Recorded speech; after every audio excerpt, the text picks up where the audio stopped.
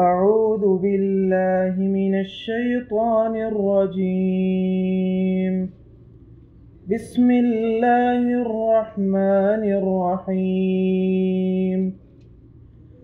سورة أنزلناها وفرضناها وأنزلنا فيها آيات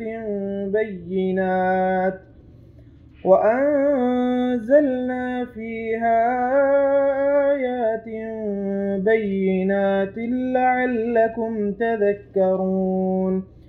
الزانية والزاني فاجلدوا كل واحد منهما 100 جلدة، ولا تأخذكم بهما رأفة في دين الله إن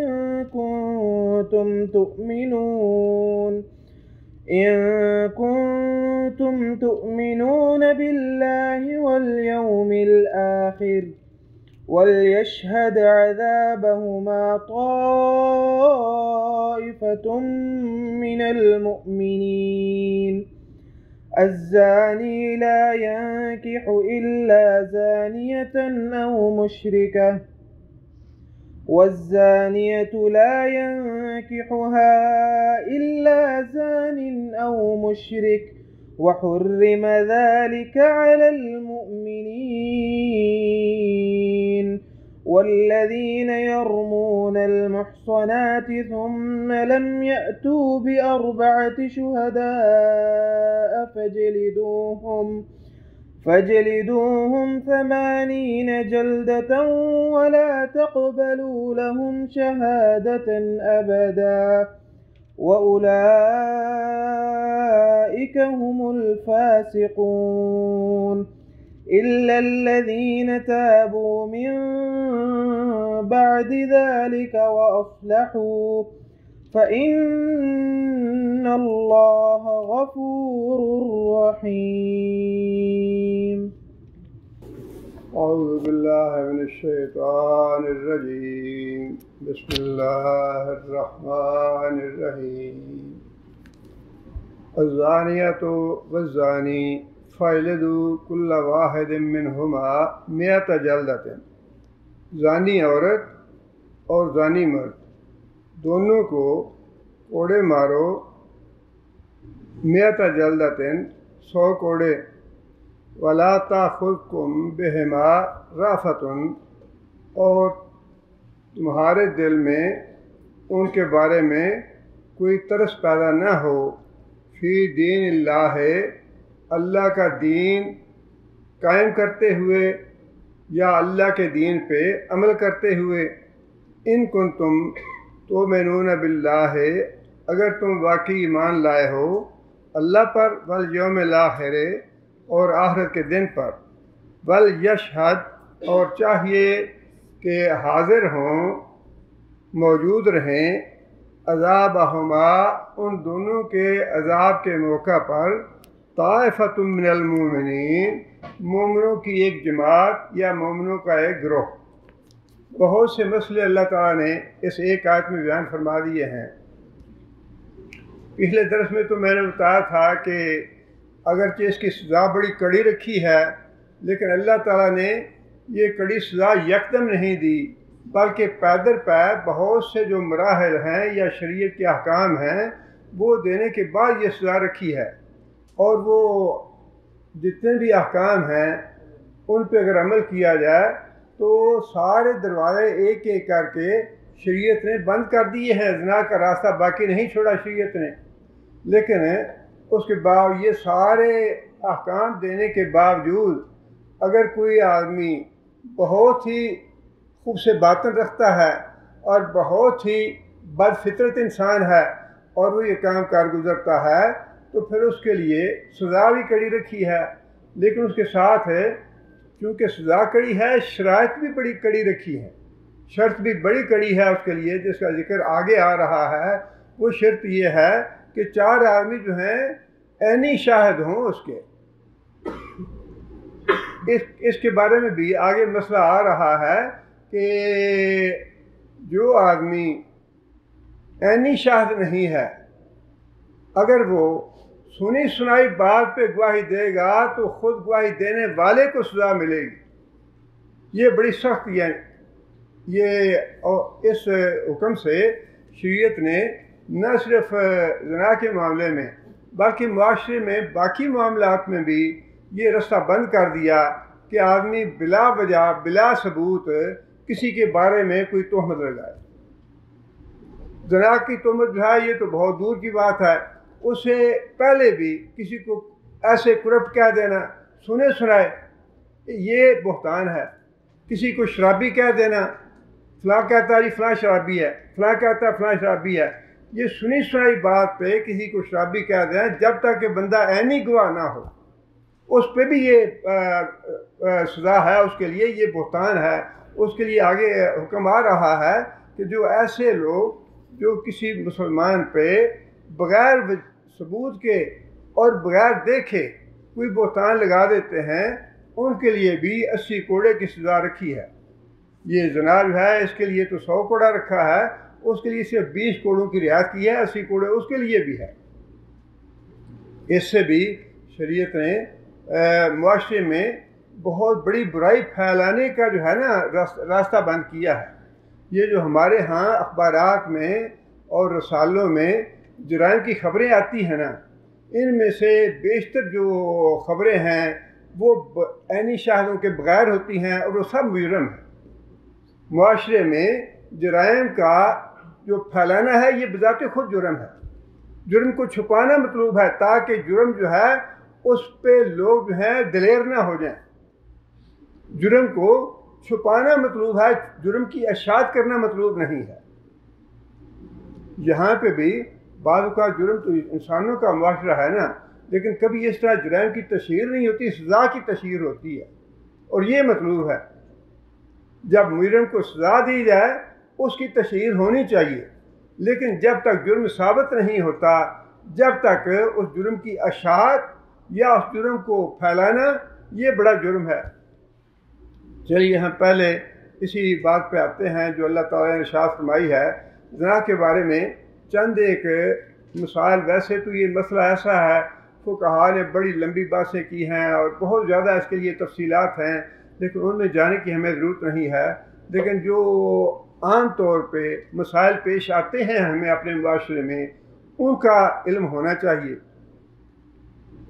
ایک بات تو یہ ہے کہ زنا کی سزا اس زانی مرد اور زانی عورت کو دی جائے گی جنہوں نے اپنی آزاد مرضی سے یہ کام کیا، اپنی آزاد مرضی سے۔ اگر دونوں میں سے کسی ایک کو مجبور کیا گیا ہے، عورت پہ جبر ہوا ہے، تو جس پہ جبر ہوا ہے وہ سزا سے بری ہوگا، اس کو سزا نہیں دے گی شریعت۔ جس نے جبر کیا ہے سزا اس کے لیے ہے۔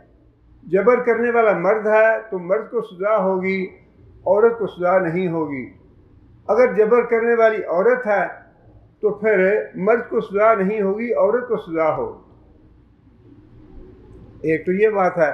دوسری بات یہ ہے کہ شریعت نے عورت کی عزت اور عورت کی عفت کو کتنی زیادہ اہمیت دی ہے اور کتنی قدر و قیمت رکھی ہے اس کی، اس کا اندازہ آپ اس بات سے لگا لیں کہ شریعت نے زنا جو ہے یہ قابل معاوضہ جرم نہیں رکھا، اس کا کوئی معاوضہ نہیں ہے۔ نبی صلی اللہ علیہ وسلم کے زمانے میں یہ واقعہ پیش آیا کہ ایک آدمی کا بیٹا تھا، وہ کسی گھر میں ملازم تھا،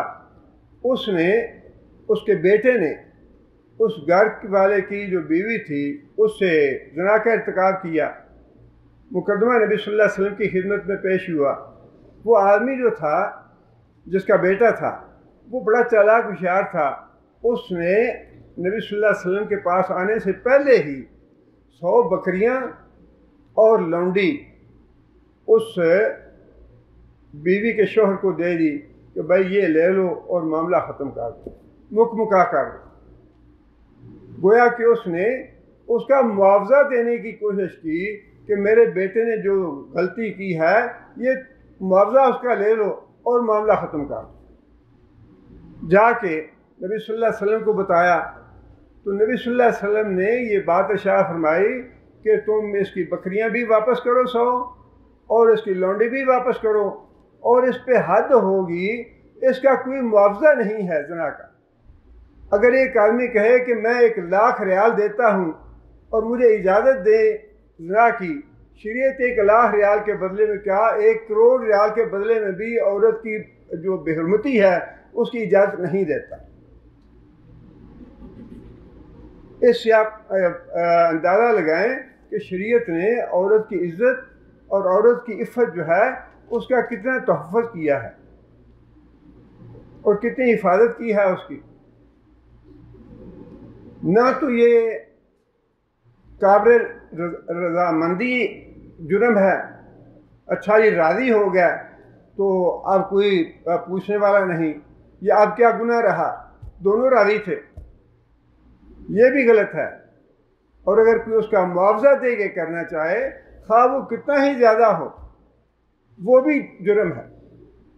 بذات خود یہ جو ہے عمل، اس کو شریعت نے جرم قرار دیا ہے، اور کوئی بھی اس کی صورت جو ہے وہ جائز قرار نہیں رکھی سوائے جائز نکاح کی۔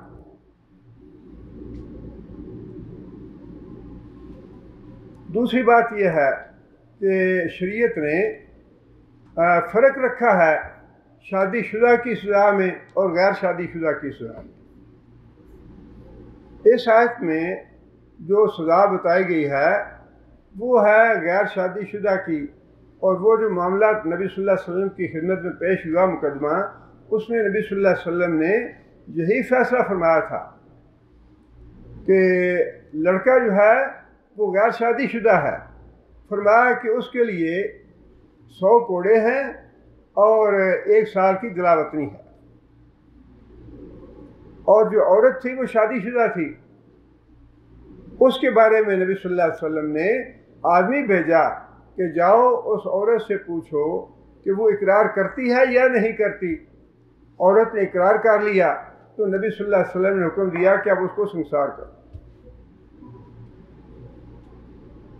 یا تو 4 گواہ ہیں اس کے لیے، یا پھر خود اقرار کرنے والا جو گناہ کرنے والا ہے اپنی زبان سے اگر اقرار کر لے اس پہ بھی اعتبار کیا جائے گا۔ اس میں بھی نبی صلی اللہ علیہ وسلم نے یہ فرق قائم رکھا کہ جو غیر شادی شدہ ہے اس کو 100 کوڑے اور 1 سال کی جلاوطنی، اور جو شادی شدہ ہے اس کے لیے سنسار کی سزا۔ اب دوسری بات یہ ہے کہ یہاں پہ زانیہ کا لفظ پہلے اللہ نے فرمایا زانی کا بعد میں ہے۔ جہاں پہ چور کی سزا ہے وہاں پہ کیا ہے؟ السارق والسارقۃ، وہاں پہ مرد کا نام پہلے لیا گیا ہے کہ چور مرد کا اور چور عورت کا ہاتھ کاٹ دو، دونوں کا۔ اس میں بھی رعایت تو نہیں رکھی، اس میں بھی ہاتھ دونوں کے کاٹنے ہیں، خواہ چوری مرد کرے خواہ چوری عورت کرے، لیکن وہاں ذکر پہلے مرد کا ہے۔ اس معاملے میں پہلے ذکر جو ہے وہ عورت کا کیا گیا ہے۔ اس کی وجہ یہ ہے کہ عورت ہونے کے ناطے ایک بات تو یہ ہے کہ اللہ تعالیٰ نے قدرتی طور پہ عورت میں شرم و حیا زیادہ رکھی ہے مرد کی نسبت۔ عورت میں شرم و حیا کا جذبہ زیادہ رکھا ہے بنسبت مرد کے۔ جب عورت جو ہے وہ شرم و حیا کا پردہ پھاڑتی ہے تو اس کا مطلب یہ ہے کہ اس نے شرم و حیا کی ساری حدیں پھلانگ دی۔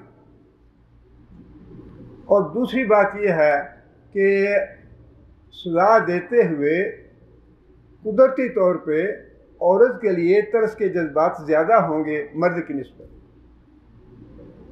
عورت چونکہ کمزور ہے اپنی خلقت کے اعتبار سے، اس لیے اس کے لیے ترس کے اور رحم کے جذبات زیادہ ہوں گے سزا دینے والے کو بنسبت مرد کے۔ اس لیے اللہ تعالیٰ نے پہلی شروع کی ہے عورت سے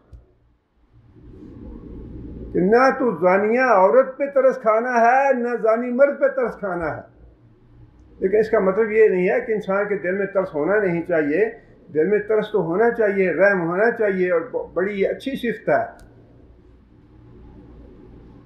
تو نبی صلی اللہ علیہ وسلم کے پاس ایک آدمی حاضر ہوا، کہنے لگا یا رسول اللہ میں جب بکری ذبح کرتا ہوں تو مجھے بڑا ترس آتا ہے، اس کو دل نہیں کرتا اس کو ذبح کرنے پہ۔ فرمایا کہ اگر تمہیں بکری پہ ترس آتا ہے تو اللہ تعالیٰ تم پہ ترس کھائیں گے، تم جانور پہ رحم کرتے ہو اللہ تم پہ رحم کریں گے۔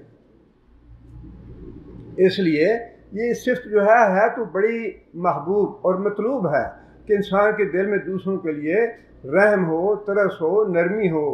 لیکن یہاں معاملہ ہے دین کا، اور اس معاملے میں بعض مفسرین نے ایک واقعہ بھی لکھا ہے۔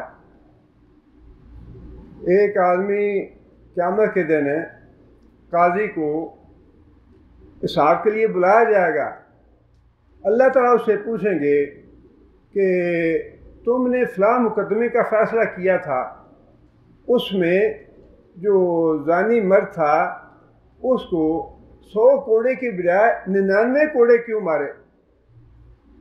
100 کوڑے کی بجائے 99 کوڑے کیوں مارے؟ ایک کوڑا تم نے کم مارا اسے۔ تو وہ قاضی کہے گا کہ یا اللہ مجھے اس پہ رحم آ گیا تھا، مجھے اس پہ ترس آ گیا تھا۔ تو اللہ فرمائیں گے کہ کیا تم مجھ سے زیادہ رحم کرنے والے ہو؟ یہ بہت ایک بڑا ثبوت ہے اس معاملے میں کہ اللہ تعالیٰ سے کوئی زیادہ رحم کرنے والا نہیں۔ اسی طرح فرمایا کہ دوسرے آدمی کو بھی لایا جائے گا جس نے 100 کے بجائے 101 کوڑا مارا ہوگا، اس سے بھی اللہ سوال کریں گے کہ 100 کے بجائے تم نے 101 کوڑے کیوں مارے اس کو؟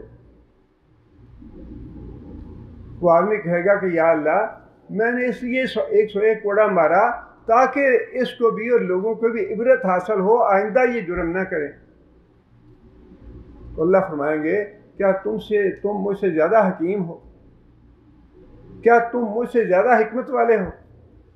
میں نے انسان کو پیدا کیا ہے، میں انسان کی فطرت سے واقف ہوں، جو قانون میں نے بنایا ہے اس میں ایک معمولی سی کمی بیشی جو ہے وہ بھی اللہ کو گوارا نہیں ہے۔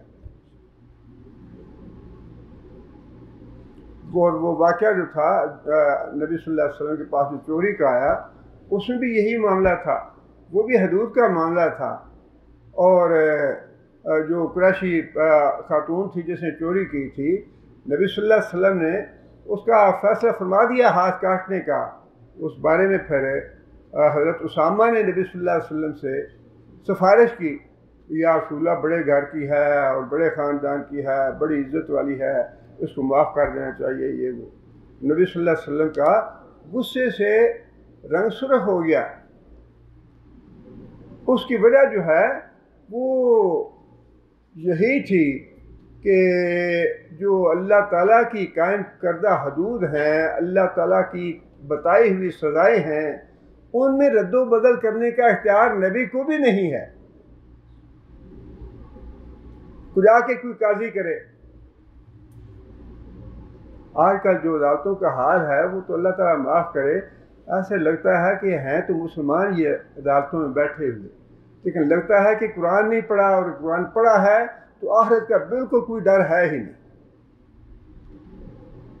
اس طرح کے فیصلے کرتے ہیں، ایک دن ایک فیصلہ، دوسرے دن دوسرا، تیسرے دن تیسرا، چوتھے دن چوتھا۔ کیا تماشا بنایا ہوا ہے؟ ملک کا یہ حال نہ ہو تو کیا ہو؟ یہ ان لوگوں نے ملک کا بیڑا غرق کیا ہے جو دین سے نابلد ہیں، جن کے دلوں میں اللہ کا قطعاً کوئی خوف و ڈر نہیں ہے۔ ظالم ہیں یہ لوگ۔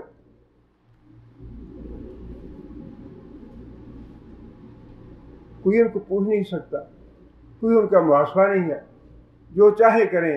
اب تو سچی بات یہ ہے کہ قیامت پہ یقین تو ہے، پہلے سے بھی ہے، اور قرآن پڑھ کے ایمان کا سارا ہمارا حصہ ہے، لیکن اب جو تماشے ہو رہے ہیں نا، جو تماشے کر رہے ہیں، ان کو دیکھ کے اور بھی ایمان میں اضافہ ہوتا ہے کہ یا اللہ قیامت تو ضرور ہی آنی چاہیے، ان ظالموں کو پکڑ یا اللہ، ان کو عذاب دے، ان کو سزا دے۔ سزا تو ان بے ایمانوں کو ملنی چاہیے جو بڑی بڑی کرسیوں پہ بیٹھے ہوئے ہیں، ہلاک تو بیچارے عوام ہو رہے ہیں جو بے قصور اور بے گناہ ہیں۔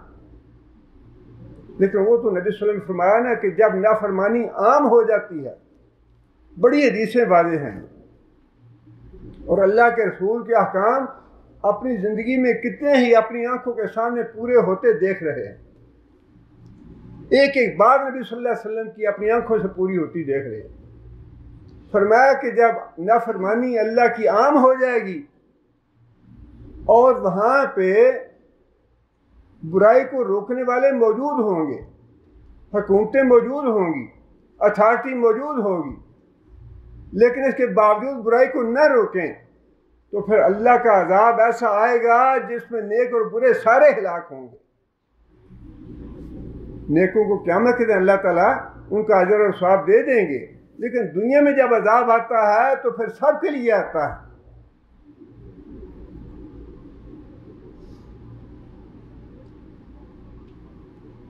اس لیے اللہ تعالیٰ نے یہ بات ارشاد فرمائی کہ زانی عورت ہے یا زانی مرد ہے، تمہیں اس پہ ترس کھانے کی ضرورت نہیں ہے، جو قانون اللہ نے بنا دیا ہے۔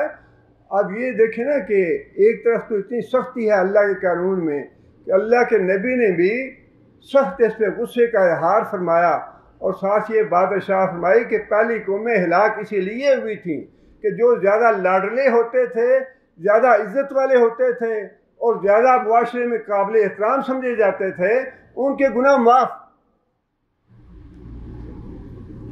اور جو کمزور ہیں اور جو مقابلہ نہیں کر سکتے، جن کو تڑی نہیں دے سکتے، ان پہ قانون جو ہے وہ نافذ ہوتا تھا۔ بالکل یہی کچھ ہو رہا ہے۔ جرم جس کا بھی ہے کسی کو معاف نہیں کرنا چاہیے، جرم جس کا بھی ہے نا، کتنا ہی بڑا کیوں نہ ہو، خواہ اس نے 30 سال پہ وزارت رکھی ہے یا 40 سال پہ وزیر رہا ہے، جتنا بھی رہا ہے، جو بھی جس کا جرم ہے اس کو سزا ملنی چاہیے۔ قانون یہی ہے، اللہ کا رسول جو ہے۔ اب یہ ہے کہ اللہ تعالیٰ معاف کرے، حدود کے مقدمے بھی آتے ہیں، اور پہلی تو بات یہ ہے کہ ان پہ عمل نہیں ہوتا، کوئی ایسا قانون نہیں ہے، اور قانون اگر کوئی اس پہ مقدمہ آ جاتا ہے تو اس کو بدلنے والے بے شمار حدود کے سزاؤں کو۔ فرمایا کہ دونوں میں سے کسی ایک کو بھی سزا دیتے ہوئے ترس نہیں کھانا چاہیے۔ اور دوسری بات یہ ہے کہ جو کوڑے کا لفظ استعمال ہوا نا، یہ جلد سے ہے، جلد کا معنی چمڑا ہے، اسی سے جلد بنا ہے۔ اس سے بعض مفسرین نے یہ مطلب دیا ہے کہ ایک تو کوڑا جو ہے وہ ہونا چاہیے چمڑے کا، اور دوسرا یہ ہے کہ کوڑا کی سزا جو ہے جلد تک رہنی چاہیے۔ ایسا نہ ہو کہ جو جلد کو دھیڑ کے تو گوشت تک سزا پہنچے، ایسی سزا مطلوب نہیں ہے۔ اس میں بھی اب وہی بات ہے نا کہ جو اللہ تعالیٰ فرمائیں گے کہ میں تم سے زیادہ رحم کرنے والا اور زیادہ ترس کھانے والا ہوں۔ کوڑے جو ہمارے ہاں تھانوں میں یا مارے جاتے ہیں مارشل لا میں، وہ کوڑے تو بڑے ظالمانہ ہیں اور وہ شریعت میں نہیں ہیں۔ یہاں پہ اگر آپ لوگوں کو کبھی موقع ملا ہو ایسا، تو ایک چھڑی لمبی باریک سی ہوتی ہے، اور مفسرین نے بڑی تفصیلات لکھی ہیں اس میں کہ کوڑا مارتے ہوئے ہاتھ جو ہے یہ کندھے سے اوپر نہیں جانا چاہیے۔ اب آپ اندازہ لگا لیں، اگر ہاتھ کو کندھے سے اوپر نہ لے جایا جائے اور ہاتھ کو یہاں پہ رکھ کے کوڑا مارا جائے تو اس کی جو سزا ہے یا تکلیف کتنی ہوگی۔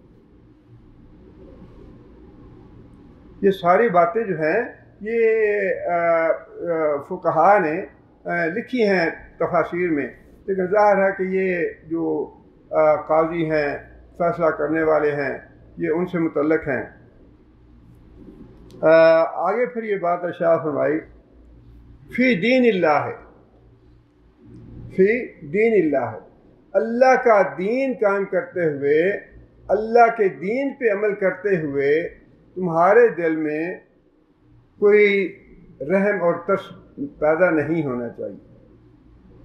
یہاں پہ یہ بات قابل توجہ ہے کہ ہم عام طور پہ یہ سمجھتے ہیں کہ بس یہ نماز روزہ جو آدمی کرتا ہے نا وہ بڑا پکا دیندار آدمی ہے، بڑا مسلمان ہے، بڑا مومن آدمی ہے۔ یہاں پہ دین کا لفظ اللہ تعالیٰ نے استعمال کر کے یہ بات واضح طور پہ ارشاد فرما دی، جن باتوں کا حکم قرآن دین میں دیا گیا ہے وہ ساری دین میں شامل ہے۔ وراثت کے اعمال دین میں شامل ہیں، نکاح طلاق کے مسائل دین میں شامل ہیں، حتیٰ کہ لباس کے مسائل جو ہیں وہ بھی دین میں شامل ہیں۔ لباس کا ذکر جو ہے خاص طور پہ قرآن مجید میں کیا گیا ہے کہ لباس کا جو مقصد ہے وہ ہے ستر کو قائم رکھنا، ستر کو ڈھانپنا۔ جو لباس ستر کو نہیں ڈھانپ رہا وہ غیر دینی ہے، وہ شریعت کے اعتبار سے صحیح لباس نہیں ہے۔ اسی طرح حدود ہیں، قصاص ہیں، جتنے بھی احکام شریعت نے قرآن میں دیے ہیں یا نبی صلی اللہ علیہ وسلم نے بتائے ہیں وہ سارے کے سارے دین میں شامل ہیں۔ کوئی یہ نہیں کہہ سکتا کہ یہ الگ حصہ ہے وہ الگ حصہ ہے۔ جس طرح نماز اور روزہ دین ہے، اسی طرح یہ حدود اور قصاص اور حجاب اور یہ لباس اور یہ ساری چیزیں وہ بھی دین کا حصہ ہے، وہ بھی دین ہے۔ نبی صلی اللہ علیہ وسلم نے لباس کے معاملے میں یہاں تک ارشاد فرمایا کہ فلاں رنگ کا جو ہے لباس بھی نہ پہنا جائے۔ جو کافروں کے رنگ کا آج ہم دیکھ رہے ہیں جو لباس استعمال کرتے ہیں وہ اس زمانے میں نبی صلی اللہ علیہ وسلم نے بتا دیا کہ یہ کافروں کا رنگ ہے۔ اور حضرت عبداللہ بن عمر نے اس رنگ کا کپڑا پہنا ہوا تھا تو نبی صلی اللہ علیہ وسلم فرمایا کہ یہ کس نے تمہیں دیا ہے؟ تمہاری ماں نے دیا، کچھ ایسے لفظ ہیں۔ نبی صلی اللہ علیہ وسلم سخت ناراض ہوئے، یا رسول اللہ میں جا کے اتار دیتا ہوں۔ فرمایا جا کے اتارو نا، جا کے آگ میں جلا دو اس کو، جا کے اتارو نا۔ یہ کافروں کا لباس ہے، کافروں کا رنگ ہے، کافروں کا رنگ بھی گوارا نہیں اسلام کو۔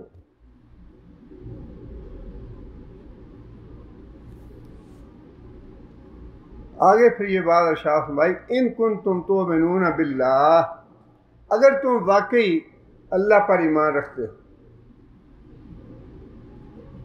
اب بات تو یہی ہے، اگر تو ایمان کی رتی ہے ہمارے اندر تو پھر تو اللہ کے حکام جو ہیں ان کو آنکھیں بند کر کے سر کو جھکا کے تسلیم کر لینا چاہیے کہ یا اللہ جو تیرا حکم ہے آمنا وصدقنا، بالکل ٹھیک ہے حکم، یہ ہماری خیر اور بھلائی کے لیے ہیں۔ معاشرہ اسی طرح سنور سکتا ہے ان احکام کے ساتھ۔ دیکھیں نا، ایک تو ایمان یہ ہے فوری طور پہ ہمارے ذہن میں جو بات آتی ہے وہ یہی ہے کہ اللہ ایک ہے، اللہ کے علاوہ کسی کو سجدہ نہ کیا جائے، کسی کے آگے جھکا نہ جائے، کسی کے نام کی نظر نیاز نہ دی جائے، کسی کو مشکل کشا نہ مانا جائے، کسی کو حاجت روا نہ مانا جائے۔ یہ ساری چیزیں جو ہیں یہ بھی ظاہر ہے اللہ تعالیٰ پہ ایمان لانے میں شامل ہیں، لیکن ایمان لانے میں شامل یہ بات بھی ہے کہ اللہ تعالیٰ کے جو احکام ہیں ان کو دل و جان سے تسلیم کیا جائے کہ یا اللہ جو بھی آپ کا حکم ہے ہم دل و جان سے اسے تسلیم کرتے ہیں۔ یہ بات ایمان لانے میں شامل ہے۔ ایک آدمی کتنی بار کیوں نہ کلمہ پڑھتا رہے، لیکن دل میں یہ بات ہو کہ اچھا یہ ہاتھ کاٹنے والا جو ہے نا یہ ایسا نہ ہوتا، کوئی اور سزا ہوتی تو اچھا تھا، یا یہ سنسار کرنے والی سزا جو ہے یہ تو بڑی سخت ہے، اس کی بجائے کوئی اور سزا ہو جاتی۔ یہ سوچنا اور دل میں یہ بات لانا یہ بھی انسان کو دائرہ اسلام سے خارج کر دے گی، اس لیے کہ جو باتیں اللہ نے قرآن میں ارشاد فرما دی ہیں، جو اللہ کے رسول نے جس پہ عمل کیا ہو خود بھی اور حکم بھی دیا ہو امت کو، اس کے بارے میں معمولی سا اپنے دل میں کوئی شک اور شبہ لانا وہ بھی انسان کے ایمان کے لیے خطرے کا باعث ہے۔ اس لیے فرما دیا آخر میں یہ سزا ذکر کرنے کے بعد بڑا ضروری تھا یہ بات کہنی۔ اس کا مطلب یہ ہے کہ جو لوگ ان احکام پہ عمل نہیں کرتے وہ حقیقت میں اللہ پہ ایمان نہیں لائے۔ جو لوگ حدود پہ عمل نہیں کرتے وہ حقیقت میں اللہ پہ ایمان نہیں لائے۔ اور آگے یہ فرمایا کہ والیوم الآخر، اور آخرت پہ بھی ان کا ایمان ہو۔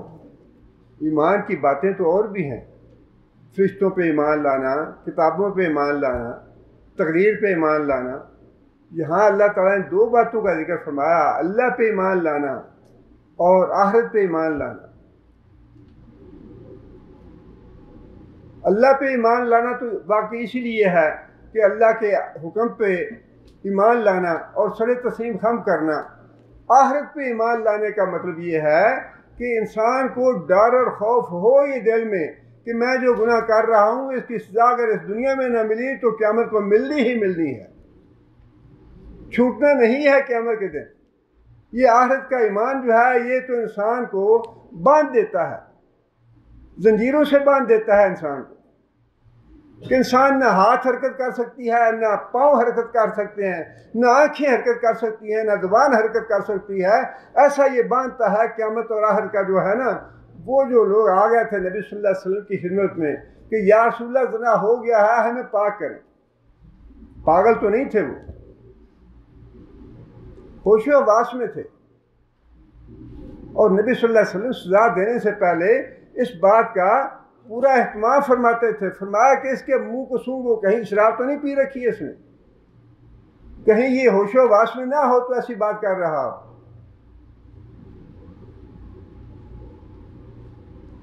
اور کتنا پکا ایمان تھا آخرت پہ ان مردوں کا بھی اور عورتوں کا بھی کہ عورت آئی یا رسول اللہ میں تو حاملہ ہو گئی ہوں اسی وجہ سے۔ فرمایا کہ ٹھیک ہے جب بچہ پیدا ہو جائے پھر آنا۔ بچہ پیدا ہو گیا پھر وہ عورت ایسے نہیں ہے کہ دیکھیں نا کتنا عرصہ 8-9 مہینے گزر گیا ہوں گے، 7 مہینے 6 مہینے جتنے بھی، انسان اس عرصے میں سوچتا تو ہے نا میں سزا سے بچ جاؤں، اقرار تو کر لیا ہے بس ٹھیک ہے اب اللہ معاف کرے تو سزا سے کسی طرح بچ ہی جاؤں تو اچھا۔ آخر کیا وجہ تھی کہ وہ خود پھر چل کے آئی دوسری دفعہ کہ یا رسول اللہ بچہ پیدا ہو گیا ہے اب مجھے آپ پاک کریں۔ آخرت پہ ایمان تو یہ ہے کہ جب انسان کو گناہ ہو جائے تو انسان کو پکا اس کا یقین ہو کہ اب اس کی سزا تو کہ آخرت میں ملنی ہی ملنی ہے، یا میں توبہ کروں یا میں جس کا حق مارا ہے، جس پہ ظلم کیا ہے، جس سے زیادتی کی ہے اس سے حق اس کا معاف کراؤں۔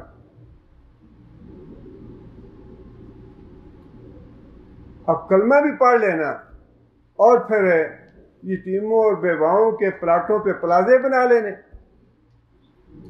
یا حکومت کے پلاٹوں پہ اپنے تجارتی کاروبار کرنے، قبضے کر لینے، اس پہ بلڈنگیں بنا لینی، خواہ وہ حکومت کی زمین ہو اس پہ بھی اجازت نہیں ہے، اور کسی بیوہ کی یا یتیم کی یا کسی غریب بیچارے کے پلاٹ پہ یا دکان پہ یا مکان پہ قبضہ کر لینا، یہ تو اگر کوئی آدمی یہ سمجھتا ہے کہ میں چھوٹ جاؤں گا یہ تو اندھوں والی بات ہے۔ آخرت پہ ایمان نہیں ہے یہ۔ جس کا آخرت پہ ایمان ہے آدمی آئے یا رسول اللہ فلاں عورت ہے تو بدکار، میرا اس سے محبت ہو گئی ہے، میرا اس سے عشق ہو گیا ہے، میں اس سے نکاح کرنا چاہتا ہوں، اجازت دے دیں مجھے۔ فرمایا نہیں اجازت نہیں ہے۔ دوبارہ آیا یا رسول اللہ اجازت دے دیں، فرمایا اجازت نہیں ہے۔ اس کے بعد پھر یہ آیتیں نازل ہو گئی آگے جو آ رہی ہیں۔ اگر آخرت پہ ایمان ہے تو آخرت کا ایمان جو ہے وہ تو بندے کو، نبی صلی اللہ علیہ وسلم نے یہ جو بات ارشاد فرمائی کہ جس آدمی کا جہنم پہ ایمان ہے اور جہنم کا تصور موجود ہے اس کی تو راتوں کی نیند حرام ہو جانی چاہیے، اس کو رات کو نیند نہیں آنی چاہیے۔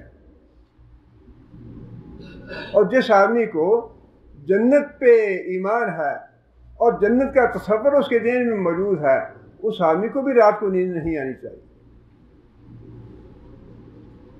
یہ آخرت کا جو ایمان ہے یہ بار بار بے شمار جگہ پہ اللہ تعالیٰ نے یہ شرط لگائی ہے کہ ہو وہ مومن اللہ پہ ایمان لانے والا، یوم آخر پہ ایمان لانے والا۔ یہ یوم آخر پہ ایمان جو ہے یہ تو انسان کی اصلاح کے لیے، معاشرے کی اصلاح کے لیے بہت ہی قوی اور مجرب بات ہے۔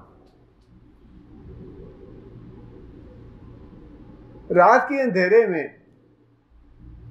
اپنے زمانہ جاہلیت کی عورت مل جائے اور وہ دعوت گناہ بھی دے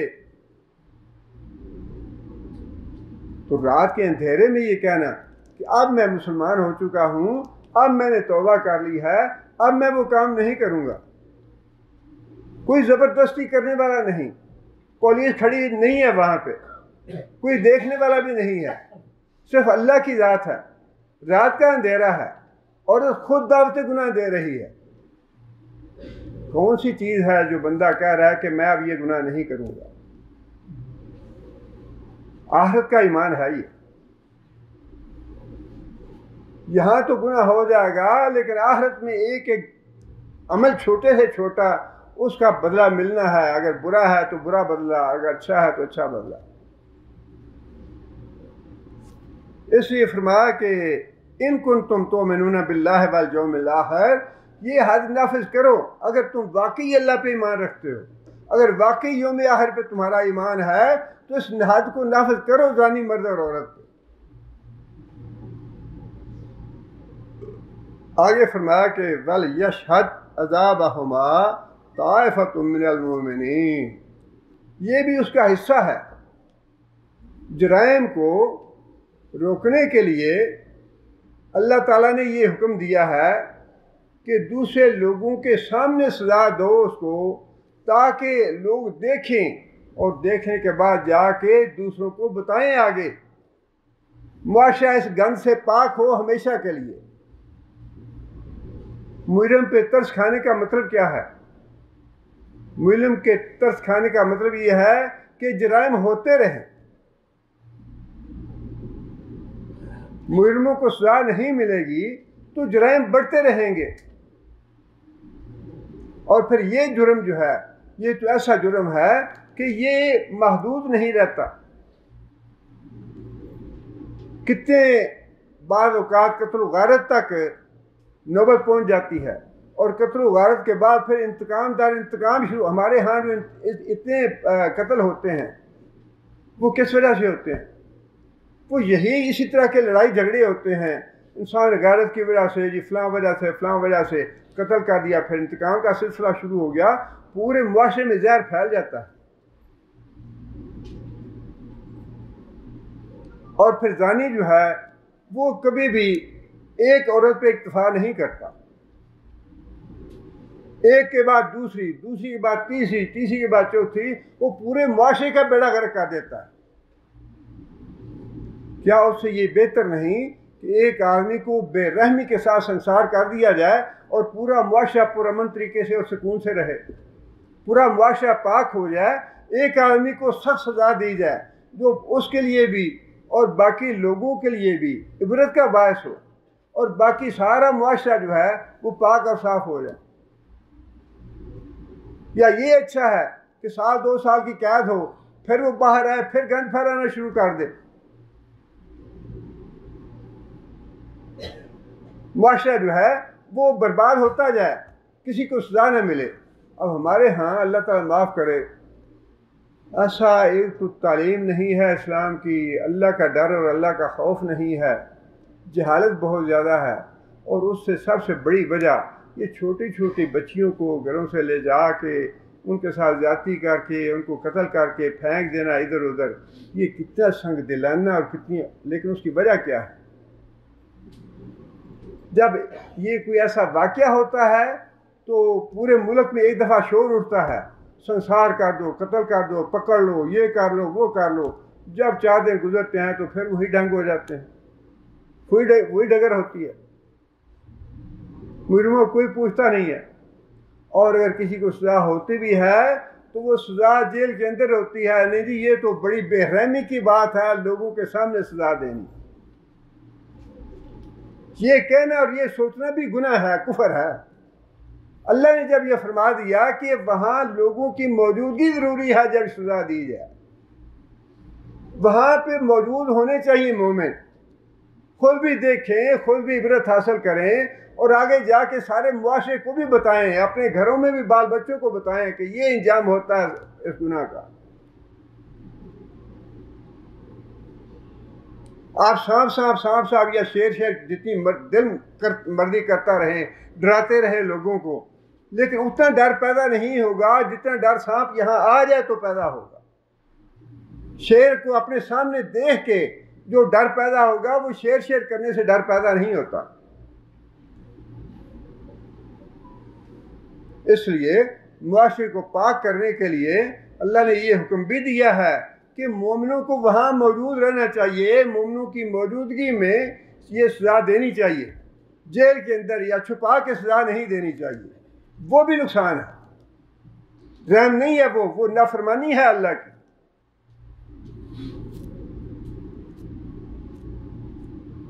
یہ جو بار بار اللہ تعالیٰ جھٹکے دے رہے ہیں نا ہمیں، ہمارے ملک پہ کبھی کوئی عذاب ہے، کبھی کوئی عذاب ہے، کبھی کوئی عذاب ہے، ہمارے گناہوں کی وجہ سے ہے، اس میں قطعاً کوئی شک کی بات نہیں ہے۔ اللہ نے بار بار فرمایا کہ میں ظالم نہیں ہوں، تو ظلم تم خود کرتے ہو اپنے آپ، انسان خود ظلم کرتا ہے اپنے آپ۔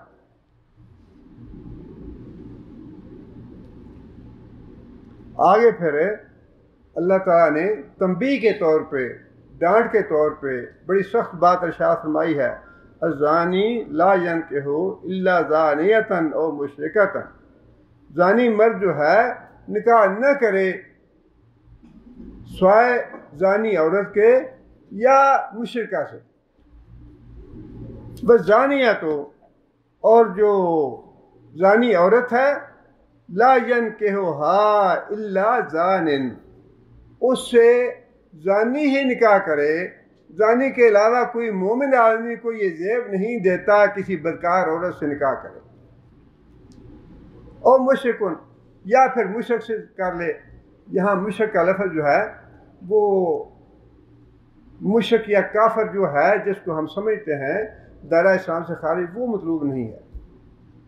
شرک کو زنا کے ساتھ ایک نسبت ہے، جس طرح عورت یا مرد اپنے زوج کو چھوڑ کے کسی دوسرے کے ساتھ منہ کالا کرتا ہے، اسی طرح جو مشرک ہے وہ بھی اللہ کا در چھوڑ کے کسی دوسرے کے در پہ جا کے اپنا منہ کالا کرتا ہے۔ اس لیے یہ بات ارشاد فرمائی کہ زانی جو ہے وہ تو مشرکوں کی طرح ہے، بضبط وہ مشرک نہیں ہے، یعنی جس نے کلمہ پڑھا ہے، زنا کیا ہے، دائرہ اسلام سے خارج تو نہیں ہوتا، وہ مشرک یا کافر تو نہیں بنتا، لیکن گناہ اتنا بڑا ہے کہ فرمایا کہ زانی اب مشرک کی طرح ہے، زانیہ عورت جو ہے وہ مشرکہ کی طرح ہے، اور کسی مومن آدمی کو یہ نہیں چاہیے کہ کسی زانی عورت سے نکاح کرے۔ جس طرح مشرک سے یا کافر سے نکاح نہیں ہو سکتا، اسی طرح زانی سے بھی نکاح کرنے سے روک دیا گیا، الا یہ اگر وہ زنا سے توبہ کر لے تو پھر توبہ کے بعد اس کی جو حیثیت ہے وہ دوسرے مسلمانوں کی طرح ہو جائے، دوسرے مسلمانوں کے برابر ہو جائے گا اگر توبہ کر لے۔ اس میں ایک بات تو یہ ہو گئی کہ مومن جو ہے ان کو دیکھنا چاہیے، نکاح کرتے ہوئے مومن لوگوں کو اپنے اولاد کے نکاح کرتے ہوئے یہ دیکھنا چاہیے کہ وہ اپنے بیٹی کو کون سے گھر میں بھیج رہے ہیں، یا اپنی بیٹی کے لیے کون سی بہو اپنے گھر میں لا رہے ہیں۔ اگر واقعی ہم مومن ہیں تو پھر یہ دیکھنا چاہیے کہ مومن بچہ جو ہے مسلمان ہے، نیک اچھی تربیت کیا اپنے بیٹی کی، اس کو قرآن پڑھایا، حدیث پڑھایا، اب کسی شیعہ کے حوالے یا کسی بدعتی کے حوالے یا کسی قبر پرست کے حوالے نہ کر دیں اسے۔ یہ بڑی اہم بات ہے، اکثر لوگ جو ہیں نظر انداز کر دیتے ہیں۔ وہ ہمارے گاؤں میں بچی پڑھنے آتی تھی والدہ صاحب کے پاس، تو بچی بڑی پریشان ہو گئی، آئی والدہ صاحب کے پاس، والدہ صاحب نے پوچھا بیٹی کیا بات ہے، کیوں پریشان ہو؟ وہ کہنے لگی کہ میرا نکاح جو ہے نا انہوں نے رشتہ کر دیا شیعوں کے گھر میں، اور مجھے اس سے بڑی تکلیف ہے۔ اب بچی وہ ماشاءاللہ اتنی اچھی پڑھی لکھی کہ وہ خود دوسروں کو قرآن بھی پڑھاتی، حدیث کا سبق وغیرہ بھی دیتی، اچھی پڑھ کے فارغ ہو چکی تھی، اب اس کی شادی ہونی تھی، شادی کے لیے انہوں نے شیعہ گھر میں بھیج دیا۔ اچھا، اب وہ والدہ صاحبہ نے اس کی ماں سے بات کی کہ یہ تم نے کیا ظلم کیا ہے، بچی تمہاری موحد ہے، قرآن پڑھی ہے، حدیث پڑھی ہے، بڑی نیک ہے، بڑی اچھی بیٹی ہے، اور تم نے اس کو شیعوں کے گھر بھیج دیا ہے۔ وہ کہنے لگی کہ بہن جی ہمارے ہاں جو ہے نا جٹوں کے ہاں یا جاٹوں کے ہاں یا چودھریوں کے ہاں مربے دیکھے جاتے ہیں، علم نہیں دیکھا جاتا، وہ تو مربے ہیں، زمینیں ہیں ان کی، اس لیے ہم نے وہاں پہ کیا ہے۔ اور اگر یہ بیٹی جو ہے نا یہ انکار کر دے گی کہ اس کا باپ اس کو قتل کر دے گا۔ کتنا سخت یہ ظلم ہے اپنی اولاد پہ۔ اولاد کو آپ نے دین پڑھایا، اولاد کی آپ نے اچھی تربیت کی، اس کو قرآن حدیث پڑھایا، اور جب یہ موقع آیا تو پھر دیکھا جی ہاں بڑے ڈالر ہیں، وہ انگلینڈ میں رہتے ہیں، کینیڈا میں رہتے ہیں، فلاں جگہ پہ رہتا ہے، فلاں جگہ پہ رہتا ہے، وہاں آ کے سارا کچھ اپنا بیڑا غرق کر دیا، جتنی بھی تربیت کی تھی، جتنا بھی دین سکھایا تھا، جو کچھ بھی تھا سارا ختم۔ کیا فائدہ کہ زبان پہ لا اللہ ہو تو دل کے اندر لندن بیٹھا ہو۔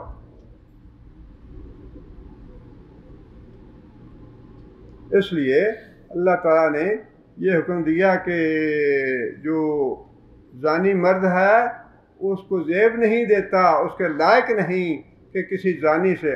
ایک اس سے مسئلہ یہ بھی معلوم ہو جاتا ہے، اگر کسی لڑکے نے کسی لڑکی کے ساتھ بدکاری کی ہے، اس کا پھر حل یہی ہے، بعد کا پوچھتے ہیں یہ ایسے ہو گیا اب کیا کریں، اس کا حل یہی ہے کہ ان دونوں کا نکاح کر دیا جائے، تاکہ معاشرے میں جو بدنامی ہونی ہے وہ بھی نہ ہو، اور یہ جو اللہ نے فرمایا نا کہ زانی کے ساتھ زانیہ عورت ہی نکاح کرے، وہ بھی حکم پورا ہو جاتا ہے۔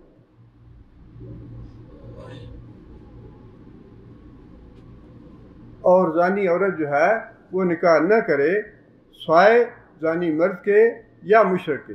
وَحُرِّمَ ذَلِكَ عَلَى الْمُؤْمِنِينَ، اللہ نے فرمایا کہ ایسا کرنا کہ مومن آدمی زانی عورت سے نکاح نہ کرے، یہ حرام کرے۔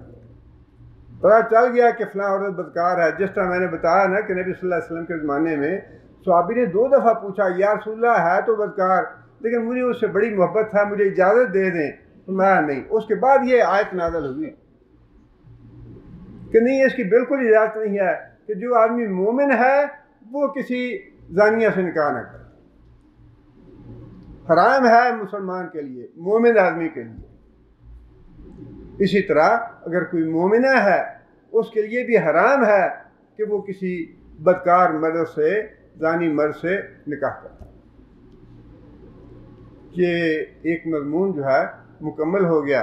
آگے اگلا جو مضمون ہے اس میں اللہ تعالیٰ نے جو تہمت لگانی ہے نا کسی پہ، اس کے بارے میں باتیں ارشاد فرمائی ہیں، شریعت کے احکام بتائے ہیں، اور اس کے بعد پھر لعان کے احکام بتائے ہیں۔ اس کے بعد پھر حضرت عائشہ رضی اللہ تعالیٰ عنہ کا جو واقعہ ہے اس کے بارے میں آیات ہیں، انشاءاللہ ان کا ذکر جو ہے وہ اگلے درس میں ہوگا۔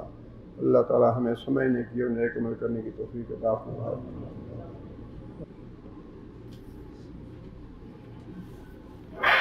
أعوذ بالله من الشيطان الرجيم. بسم الله الرحمن الرحيم. والزانية والزاني فاجلدوا كل واحد منهما 100 جلدة ولا تأخذكم بهما رأفة في دين الله إن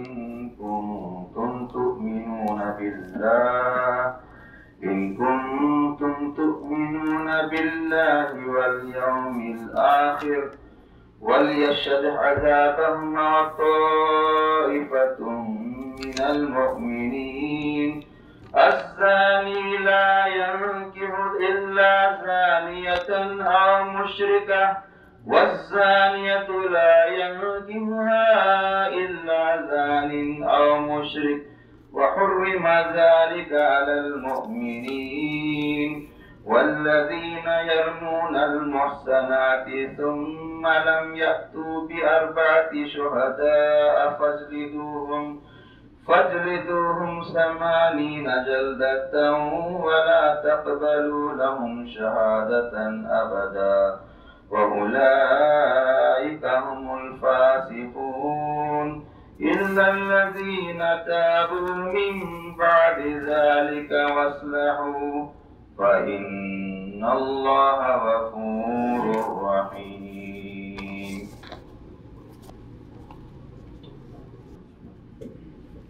ایک بھائی نے درخواست کی ہے کہ ان کا بیٹا بیمار ہے، اللہ تعالیٰ شفا اللہ کاملہ عطا فرمائے انہیں۔ اور ایک بھائی نے لکھا ہے کہ قاری عزیز میر محمدی صاحب وفات پا گئے ہیں، اللہ تعالیٰ ان کی مغفرت فرمائے، اللہ تعالیٰ ان کو جنت میں بلند درجات سے نوازے۔ قاری جو ہیں وہ تو بیچارے سارا دن اور رات بچوں کو پڑھاتے رہتے ہیں، قرآن پڑھانے کے علاوہ کوئی ان کا کام ہی نہیں ہوتا۔ الحمدللہ بڑے اللہ تعالیٰ کے ہاں درجے ہیں جو بچوں کو قرآن پڑھتے پڑھاتے رہتے ہیں، اللہ تعالیٰ انشاءاللہ ان کی مغفرت بھی فرمائیں گے اور بلند درجات سے بھی نوازیں گے۔ ایک بھائی نے لکھا ہے کہ ہمارے علاقے میں کچھ لوگوں نے بجلی کے میٹر فکس کروا لیے ہیں جس سے بل کم آتا ہے، اور وہ لوگ صاحب حیثیت ہیں، ان کے گھر میں 4 اے سی بھی ہیں، کیا اس طرح کرنا ٹھیک ہے؟ میٹر ریڈر کو 8,000 ہر ماہ دیتے ہیں، بجلی کا بل جو ہے وہ اس کی وجہ سے 4,000 یا 3,500 آتا ہے۔ اب یہ مسئلہ جو ہے یہ کوئی ایسا دقیق مسئلہ تو نہیں ہے جو کسی کو معلوم نہ ہو، یہ تو ہر مسلمان کو معلوم ہونا چاہیے۔ اس میں دھوکہ بھی ہے اور رشوت بھی ہے، اور دونوں جو کام ہیں کبیرہ گناہ ہے۔ اب مسئلہ یہ ہے کہ لوگ پریشان تو واقعی ہوتے ہیں، لیکن جیسا انہوں نے لکھا ہے کہ صاحب حیثیت ہیں، صاحب حیثیت کے لیے تو کہیں زیادہ یہ گناہ ہوگا، اس طرح دھوکہ دینا۔ اور دیکھیں نا نبی صلی اللہ علیہ وسلم نے بات یہ ارشاد فرمائی ہے، ٹھیک ہے آپ یہ کہہ لیں کہ حکومت زیادتی کر رہی ہے، حکومت ظلم کرتی ہے اور سہولتیں نہیں دیتی، لیکن اس کے باوجود اگر تو آپ نے شریعت کا حکم فالو کرنا ہے تو پھر کھلے دل سے شریعت کے حکم کو فالو کریں اور ان کا کوئی جائز حل تلاش کریں، اور اگر شریعت کا حکم نہیں ماننا تو پھر جو مرضی کرتے رہیں۔ نبی صلی اللہ علیہ وسلم کا حکم یہ ہے لا تخن من خانک، جو تجھ سے خیانت کرتا ہے تو اسے خیانت نہ کر۔ حالانکہ عام طور پہ شریعت میں بھی بدلے کا وہ جواز تو رکھا ہے، لیکن بدلے کا بھی طریقہ ہے، بدلے کا بھی آپ کسی نے زیادتی کی، ظلم کی، عدالتیں موجود ہیں، وہاں جا کے آپ اپنی فریاد رسی کریں، وہاں جا کے اپنی درخواست دے دیں، جو بھی فیصلہ ہو جائے۔ لیکن بدلہ لینے کا مطلب یہ نہیں ہے کہ کسی نے گال دی تو آپ اس کو گال دو، کسی نے بدتمیزی کی تو اس سے بدتمیزی کرو، یہ بدلے کا مطلب نہیں ہے۔ اگر کسی نے دھوکہ دیا ہے اس کو دھوکہ دو، کسی نے جھوٹ بولا ہے تو اس کے ساتھ جھوٹ بولو، یہ بدلے کا مطلب نہیں ہے۔ اس لیے اس میں کبیرہ گناہ جو ہیں وہ موجود ہیں، غلط بیانی ہے، دھوکہ ہے، رشوت ہے، ساری چیزیں، اور پھر یہ ہے کہ دوسروں کا حق ساس مارا جاتا ہے، دوسروں کے حقوق بھی مرتے ہیں ایسے۔ اس لیے اللہ تعالیٰ معاف کرے، اس کو جائز تو کوئی بھی نہیں کہے گا۔ اب یہی ہے کہ اللہ تعالیٰ ہدایت دے، نیک عمل کرنے کی توفیق عطا فرمائے۔ بسم اللہ الرحمن الرحیم، الحمدللہ رب العالمین، الرحمن الرحیم، مالک یوم الدین، ایاک نعبد و ایاک نستعین، اہدنا الصراط المستقیم، صراط الذین انعمت علیہم غیر المغضوب علیہم ولا الضالین۔ اللہم صلی علی محمد وعلی آل محمد کما صلیت علی ابراہیم وعلی آل ابراہیم انک حمید مجید۔ اللہم بارک علی محمد وعلی آل محمد کما بارکت علی ابراہیم وعلی آل ابراہیم انک حمید مجید۔ ربنا ظلمنا انفسنا ان لم تغفر لنا وترحمنا لنکونن من الخاسرین۔ ربنا آتنا فی الدنیا حسنۃ وفی الآخرۃ حسنۃ وقنا عذاب النار۔ حسب الباس رب الناس واشف انت الشافی لا شفاء الا شفاءک شفاء لا یغادر سقما۔ ربنا هب لنا من ازواجنا وذرياتنا قرة اعين واجعلنا للمتقين اماما۔ ربنا اصرف عنا عذاب جهنم ان عذابها كان غراما انها ساءت مستقرا ومقاما۔ اللهم اغفر له وارحمه، اللهم اغفر له وارحمه وعافه واعف عنه واكرم نزله ووسع مدخله۔ اللهم ادخله الجنة واعذه من عذاب القبر ومن عذاب النار۔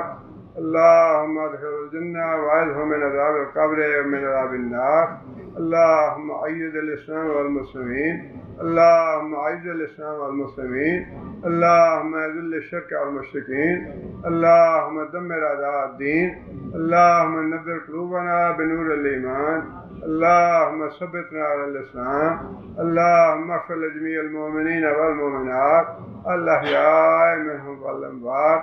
रब्बना तक़ब्बल मिन्ना इन्नका अंतस समीउल अलीम व तुब अलैना इन्नका अंतत तव्वाबुर रहीम। सुब्हान रब्बिका रब्बिल इज़्ज़ति अम्मा यसिफून।